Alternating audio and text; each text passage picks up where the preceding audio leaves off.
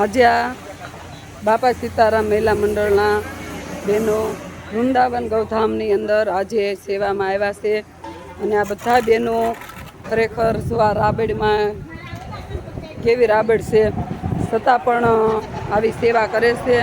અને આ બધા બહેનો બધી ગૌશાળાની અંદર નોખી ગૌશાળાની અંદર રોજ સેવા આપતા હોય. જુઓ કેવું અહીંયા છે, છતાં બહેનો નિસ્વાર્થી, કોઈ આ બહેનોને એક રૂપિયાનો સ્વાર્થ નથી અને ગૌધામની અંદર પોતે એના સમયનું દાન આપે છે. અને આવી ગૌશાળા છે છતાં આપણે બહેનો એટલી મસ્ત ચોખ્ખી કરી દે છે. અને આ ચોમાસું છે તો વરસાદની બહુ કિસકાણ થતી હોય તો આ બહેનો રોજ 2 ટાઈમ વાહિદા કરે છે. જો આ કેવી છે, આમાં ગાય માતાને ઊભું રહેવું ગમે, બેહવું ગમે, કેમ કે આપણા ઘરે જેવું તેવું હોય તો આપણે બેહવું નથી ગમતું. તો આ આપણે ગાય માતા છે, આને પણ જો આવી કિસકાણ હોય તો આને પણ આવું ગમે નહીં. તો આ બહેનોએ બધાએ અત્યારે જો આ ગૌશાળામાં આપણે આ ચોખ્ખી ગૌશાળા કરીને અહીંયા પાછા નાના વાસરો હતા એ બધાને નીર નાખી અને આ બહેનોએ આમાં લઈને પાછા જો આવડો આખો વોર્ડ સાફ કરે છે. તો આવી સેવા બાપા સીતારામ મહિલા મંડળના બહેનો બધાએ આવી સેવા કરતા હોય અને બધા બહેનો એક બહેનો આજે સમયનું દાન આપે છે અને સમયનું દાન એ મોટામાં મોટું દાન છે.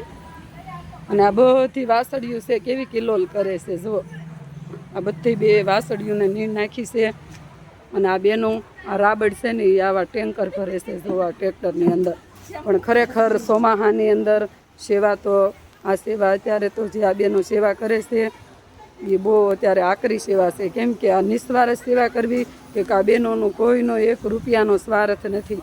કેમ કે આ બહેનો રોજ આવી ગૌશાળાની અંદર સેવા કરે છે અને પોતાનું મન તન ધનથી સેવા કરે છે. અને ખરેખર આ કળયુગની અંદર ગાય માતાની સેવાથી મોટી કોઈ સેવા નથી અને ગાય માતાના આશીર્વાદ સિવાય કોઈ મોટા આશીર્વાદ નથી. પણ કળયુગની અંદર આવી સેવા અને આવો વિચાર બધાને નથી આવતો. અમુકના ભાગ્યમાં હોય ને એને જ આવો વિચાર આવે, એને જ આવી સેવા કરવાનું મન થાય. તો આ બધા બહેનો બાપા સીતારામના જ બહેનો છે આ બધા. અને બધા બહેનો રોજ એટલે રોજ આવી સેવા કરે. આ બહેનોને ક્યારેય ઠાક નથી લાગતો. કેમ કે નિસ્વાર્થ સેવા કરે છે ને એટલે ઠાક નથી લાગતો.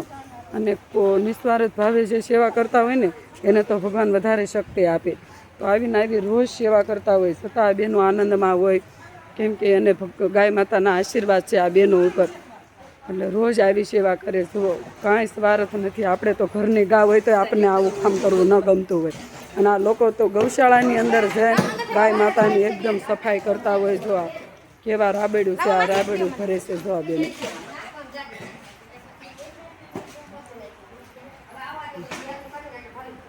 તો તમે પણ જાગૃત થાઓ, તમે પણ આવી ગૌશાળાની મુલાકાત કરો, આવી ગૌશાળાની અંદર સેવામાં આવો.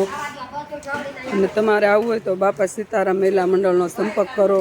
એ બહેનો આવતા હશે તો તમને પણ સાથે સેવામાં ભાગીદાર બનાવશે અને તમને પણ સેવાનું ફળ આપશે, સેવા કરવાનો મોકો આપશે. તો તમે પણ બાપા સીતારામ મહિલા મંડળનો સંપર્ક કરો, મળો તો તમને પણ આવી સેવા મળશે, ભજન મળશે, કીર્તન મળશે અને ગાય માતાના આશીર્વાદે પણ મળશે. તો બોલો ગૌ માતાની જય, રામચંદ્ર ભગવાનની, કષ્ટ ભંજન દેવની જય, अपने अपना मात पिताની જય, ધરતી માતાની જય, આકાશ પિતાની જય. હરિ ઓમ નમઃ પાર્વતી વતી હર હર મહાદેવ. સીતારામ રામ જય જય સીતારામ. ગૌ માતા જય શ્રી કૃષ્ણ.